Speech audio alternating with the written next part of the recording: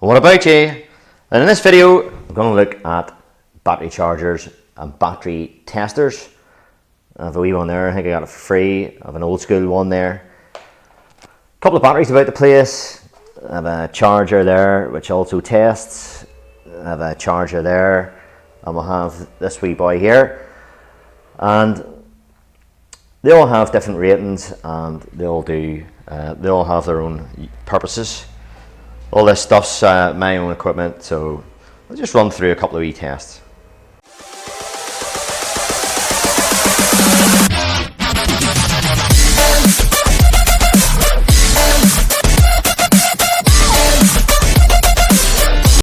First of all, we'll have this big battery here, this big battery out of a Mercedes-Benz.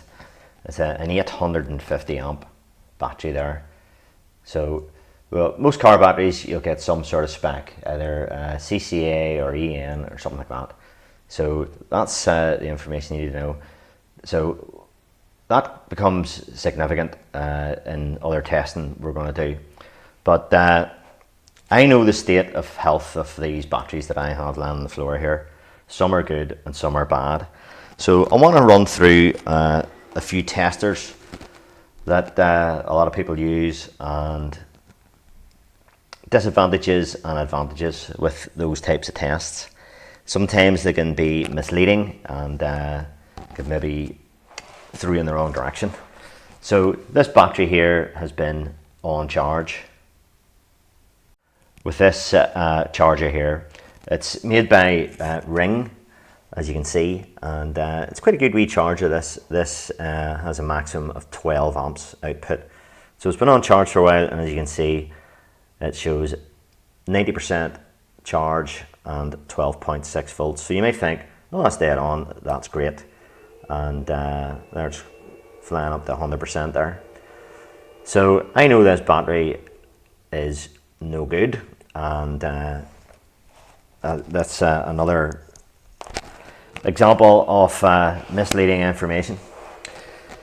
So what I'm going to do first of all, and what you need to do when you're testing any battery, is you need to get rid of the surface charge. So if you have a car that's come to you and a guy says, oh, well, you wouldn't test my battery here, he's been driving it about and the alternator's been charging it.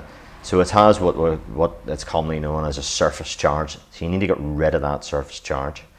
So it's if I put a voltmeter in that, it'll show 12.7 volts, something like that, and we'll just see that here. So back onto the battery there, that's the battery charger is off and it's showing 12.6 volts. So you'd normally think, oh, that's pretty good. It's not bad. The wee charger shows the same. So we're going to get rid of the surface charge here with a bulb, but those bulbs pull about 4 amps. So we'll just get rid of that. That's the bulb lighting up, and you can see the voltage dropping off. So that's our surface charge. So in the real world there, you just turn the lights on, turn a few accessories on, and just get rid of that charge for a minute, and then you'll see the battery, if it's any good, you'll see the battery recovering back up to the 12.6. So in this case it isn't, as we can see, and that's a first sign of a bad battery.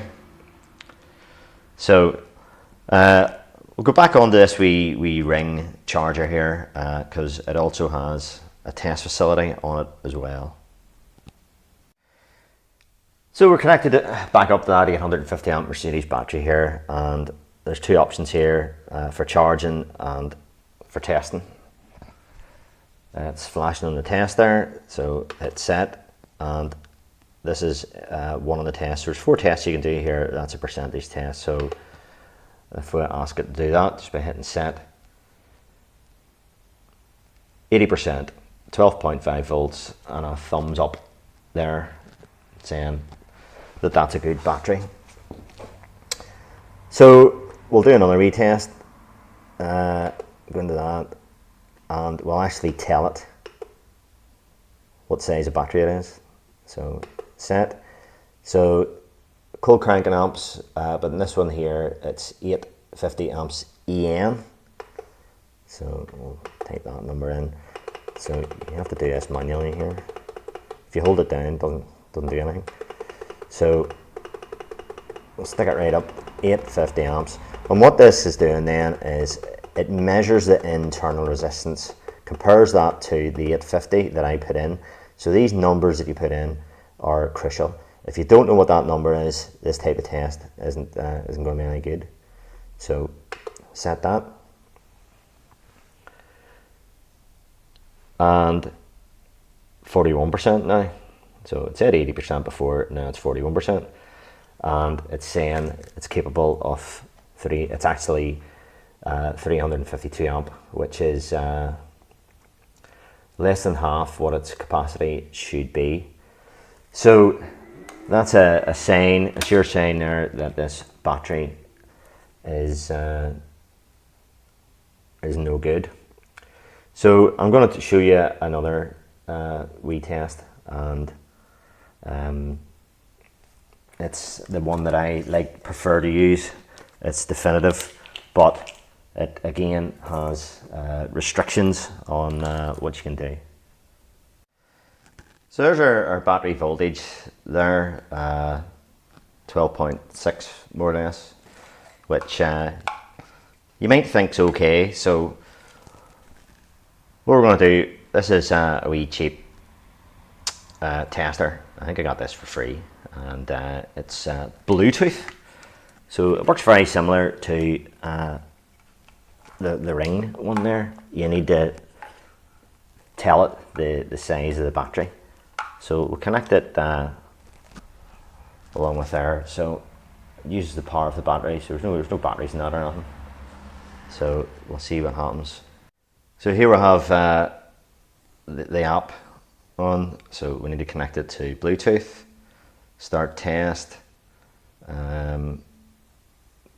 need to type in the rating of it. It's a regular flooded battery. And start test.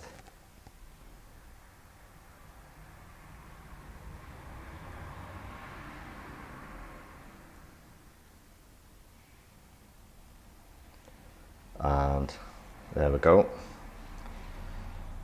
Bad battery, please replace battery. So how that works is that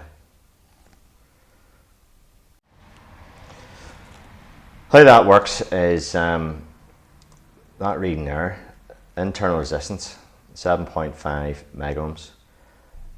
The rated is 850. If you can see that, I'm shaking a wee bit. And it's come out at 370. So that's similar to the wee Ring. It tested it at 352, and the battery voltage was 12.53 there. Smartphone just turned off there, which is very close to what it says on the voltmeter there. So yeah, not bad. The only thing I have about this is the Bluetooth connectivity drops out all the time with this wee tool. So if you were going to buy something like this, you're probably buying the one with the wee LCD display. The Bluetooth keeps dropping out. Now, the only other advantage you could maybe argue with this is you can call up any test that you did in the past there. So that's that. The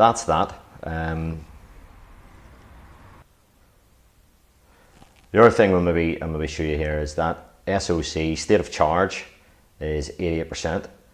So it's quite high up, and again that corresponds with what it said in the wee Ring charger tester. And the state of health there is 19%. So that's a bad battery. But the problem with this, the only drawback with this type of testing is it's only any good as long as you know the rating of it. So if there's no sticker on the battery, or if it's a battery out of something else, you can't really do it. It's not going to be accurate because it's purely calculating. The app there is purely calculating the state of health based on the internal resistance. So we'll move on. I'm going to show you another retest, one that I like to do, old school stuff. So this is an old school tester. It basically has a heating element inside it, and this one here is really, really old. That's actually asbestos there, so I shouldn't really be using it, I guess, but has an analog voltmeter on the top here, and it basically has a scale. But with this larger battery, it can give you an idea. It's really only good for batteries that be a wee bit smaller than this, the more regular sized car batteries. So if I put this on there, you can see it's showing green all the time. It's starting to drop slightly, but it's still enough to work the analog voltmeter. If that goes into the red, it's condemned right away. The other disadvantage with that is you don't want to do that with a battery in the car. So as you saw there in the voltmeter there, it dropped the way down to about 8 volts on load there. And there's the other indicator that this battery is bad. It can't recover the voltage. So that is for sure a bad battery. It's less than half capacity. And if that was in a real world situation, that battery was in the car, you put a bit of load on it with a crank or whatever, the alternator is going to really struggle to get that voltage back up again. So that's how you know that battery's poor. Those other two tests are brilliant to do with the battery in the car connected, but you do not want to put a massive load like that and bring the voltage way down, especially if, well, definitely not with the ignition on and if all the modules haven't gone to sleep. So this is just a demonstration. That load tester is good for batteries that are out of the car, just like this situation, batteries are on the floor. But I'm just going to move you on to another battery where the wee tester isn't correct. So this is a 12 volt lead acid battery, but it's not out of a car. This is out of a module for a backup, like a UPS, and it's designed to the connections bolt together with other batteries. But this is a good battery. I keep this battery under the bench, and it's good for bench testing and stuff. So the problem with this is the only reading that's on it here is 76 ampere hours, and there's nothing else that tells us the capacity of this battery. So if you have a battery in a car that there's no sticker on it, or it doesn't show you the capacity of it, it's not available. That information isn't available. These type of wee testers, that's where they fall down. So we'll just demonstrate that with this wee boy here. We'll go in and we'll connect to Bluetooth. We'll start the test, battery test. We'll go into ampere hour, and it's 76. And start the test. 3, 2, 1. And bad battery. And that's because the value I put in, I don't know, it's rating it there 608 CCA, and bad battery, replace the battery. So there's the problem I have with that wee tester. It keeps dropping out on the Bluetooth. And that's just the phone turning off. But we got that result there anyway, and 100% state of charge and 5% state of health. Battery voltage 12.79, so it's actually quite a high voltage in this battery. We bit normal, we bit more than a normal car battery. So that's where this wee device falls down. It needs to know the rating, and it works it out from the internal resistance. So, but I know this is a good battery, and I'm going to demonstrate that.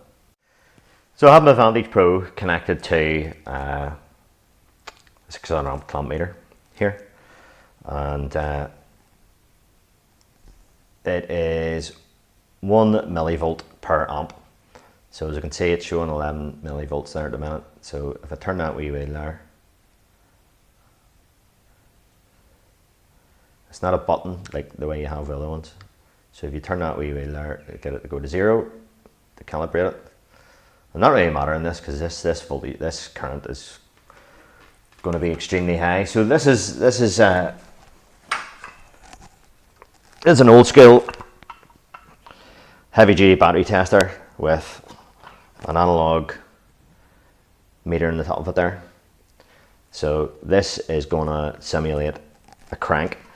Now these are dead on for if the battery's out of the car or the battery's disconnected, because you're going to put this thing will put about 500 amps on it. So it's got a big heater element in it there, and we'll get a reading on it. So I'm going to connect that around there, and we're going to give this a go here, if I can do it with my hands here. And you can't see you can see the millivolts it is there. So we're going to convert the millivolts into amps, and we'll keep away on that analog meter at the same time. So here we go. Contact, and it's staying in the green okay, and there's 460 millivolts it's showing, and that stays steady in the green, and you can see the heating element. I'm just going to take it off. So that threw 480 amps there, 460 amps. So that's simulating a crank test, and yeah, that's what that does. So I can just put an ordinary voltmeter on it here. We can see if that's recovered.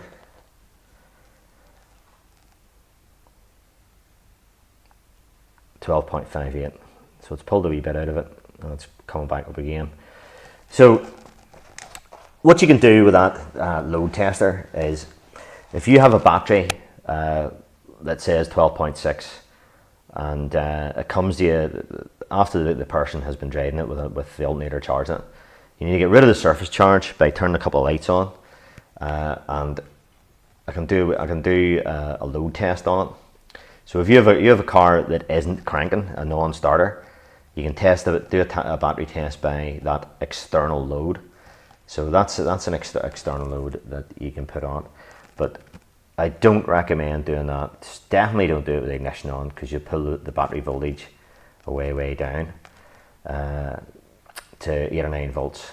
And if there's any modules on in the car, there's a chance that it'll brick them. It doesn't do it all the time.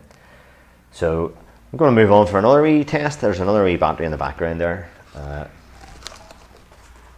one there, and it's been sitting on charge with that wee CTEK charger that I showed you right at the start, and I'm going to show you that one. So I have this wee battery here. This is out of a wee Kia, I think, a wee small car, and it's 354 amps, cold cranking amps rating on it there, and I have condemned that battery and replaced it for the customer. So what I'm going to do, I'm going to do the same thing again. I'm going to take a wee bit of surface charge. So hold that on for about 10 seconds, because it's been on that wee CTEK charger for the past hour or so. So it's been on this, and it's been outputting about 4 amps. So it only goes up to the maximum. That wee CTEK charger, it's okay. You can leave it on for days, and it's a smart charger. These are very heavily marketed. I'm sure you've seen them before, and I'm not saying it's a bad job, but it only outputs 5 amps. It's only good for like topping up. If your car is in a garage and it's not being used. I have a second car, and the car sometimes sits in the garage for long periods of time. I would just stick that on and forget about it, and that's what this is for. That's what this is designed for. It's not really for charging the battery up if it's a bad battery or if it's dead battery, but there is a wee tester program on this as well. So if I connect that, if I connect it properly, we can see, we'll scroll through, put it on the car there, and it's showing green. It's showing that it's dead on. So that's after taking the surface charge off it. I would make you believe that that battery is okay. So we'll take that off there. We'll do a quick voltage check to see if we can get these leads everywhere when you're doing these demonstrations.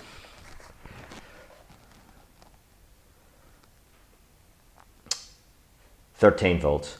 So that's because it has been sitting on the charger, and even if it did take that wee bit of surface charge, so that's why it's lighting up green, because it's just purely measuring the voltage, I think, on that wee tester. Let me see if I can get rid of that surface charge a wee bit. So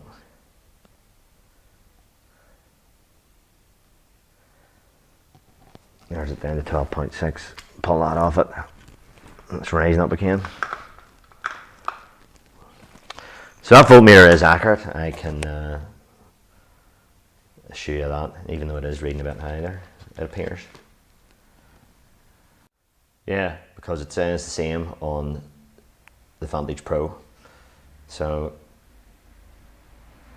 that's another indicator that this battery is goosed. So we'll put this wee tester on it again, and let's see what happens. So we do have a known rating. It's 354 CCA.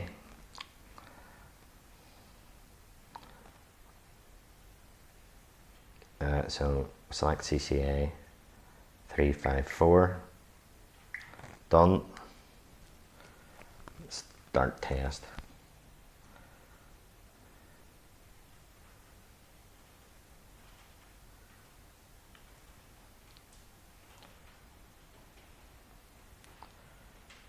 Bad battery. So 354 CCA, internal resistance 23 megohms, state of health is 13%, state of charge 100. So the wee tester on the CTAC there is, I think, seeing that there, the state of charge, and battery voltage 13 volts, this is saying, which is indeed high then. So there's 3 devices are showing that type of voltage. So the other thing we can do is we can load test this wee battery, and we'll just prove that as well. So